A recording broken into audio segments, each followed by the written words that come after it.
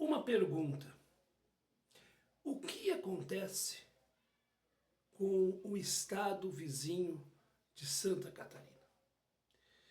Eu sou Né Gomes, falo do Rio Grande do Sul, mas a minha família, as minhas origens ancestrais, todas estão no sul de Santa Catarina. E tenho muito orgulho da trajetória da minha família, das mulheres da minha família especialmente, e também de alguns homens da minha família, que são importantes figuras que moldaram e me ajudam a moldar a eu ser um ser humano menos pior.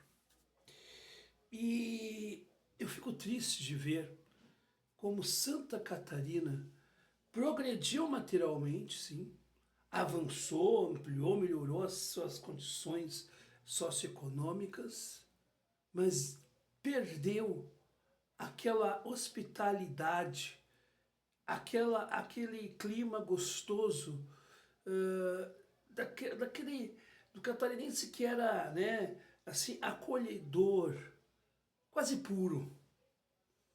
Eu tenho visto no meu querido estado, de Santa Catarina, que cada vez mais manifestações odiosas estão fazendo parte das suas redes sociais.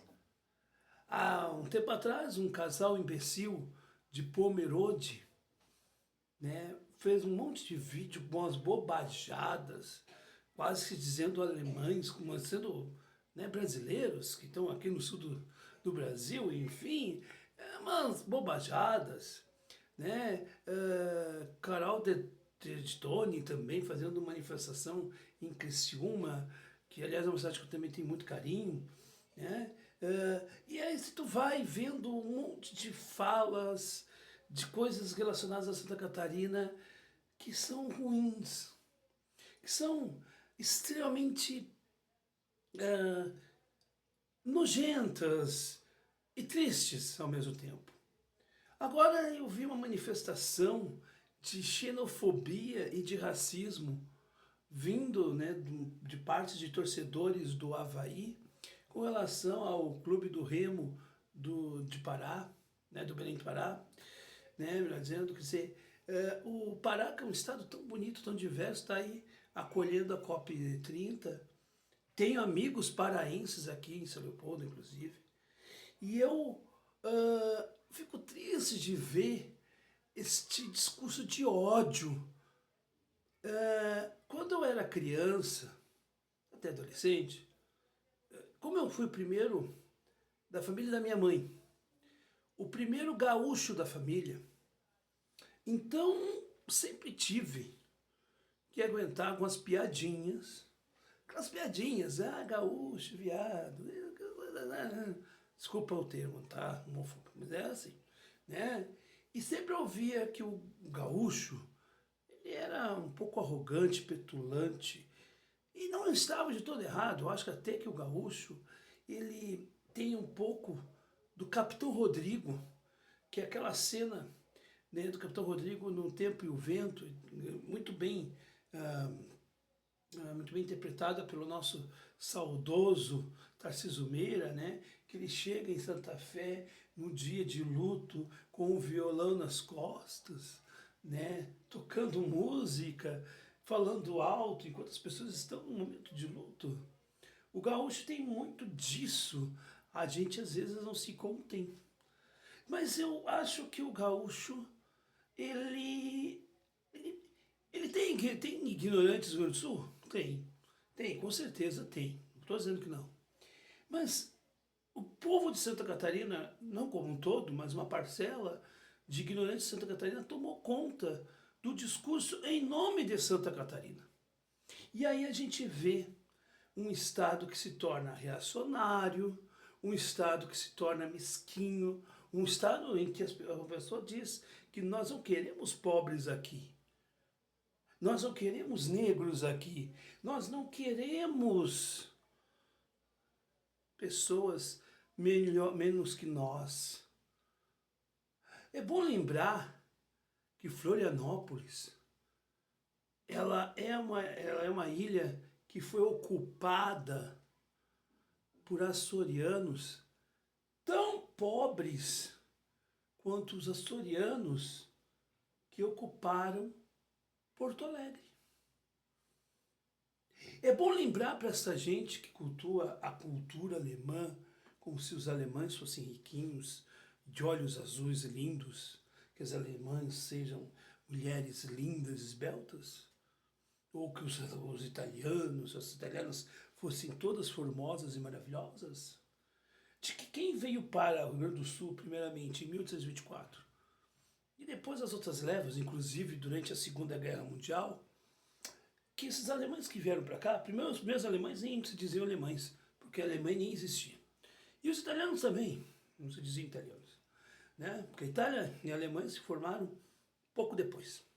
Que esse povo que veio para cá porque estava passando fome lá na Europa. É bom lembrar que o estereótipo, o fenótipo das pessoas que vieram para cá, os primeiros imigrantes, não eram de mocinhas formosas, de olhos azuis, de homens másculos, de gente cheirosa, era de gente pobre, talvez mal cheirosa, que veio aqui construir alguma coisa e construíram. E qual é a diferença deles para com os nossos, né, africanos que vieram antes? Ou os indígenas que já estavam antes dos portugueses? É que eles tiveram uma terra para plantar. Enquanto os negros trabalharam forçados e no final do século XIX levaram um pé na bunda. Desculpa o termo, mas essa é a verdade. E tiveram que ocupar as periferias. Isso é aula de história básica. Estou aqui dando aula, uma coisa dificílima. Qualquer livro de história decente conta o que eu estou falando. Então, meus caros, eu não sei por que Santa Catarina vive esta onda de ódio. Eu só sei de uma coisa, que o bolsonarismo, ele destrói pessoas. Eu vi gente muito legal, gente boníssima, uma amiga, não sei ainda é minha amiga, mas é uma pessoa que eu gostava muito, profissionalmente, como pessoa, e que um dia um amigo comum nosso encontrou com ela. E ela estava de verde e amarelo, falando um monte de coisas desconexas. As pessoas vão perdendo, parece que o bolsonarismo vai tirando a essência da pessoa, e ela vira um robozinho.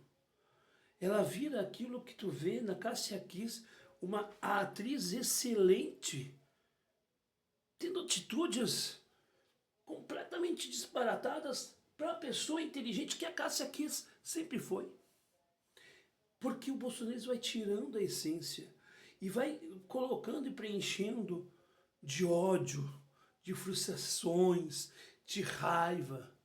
Eu não sei se é porque o catarinense sempre sofreu discriminação. Aliás, a gente tem que dizer, sim, o catarinense quando vinha para o Rio Grande do Sul, a gente chamava de Catarina, e o Catarina era burro. O Catarina falava cantado, parece um português. O Catarina, lá não tem nada.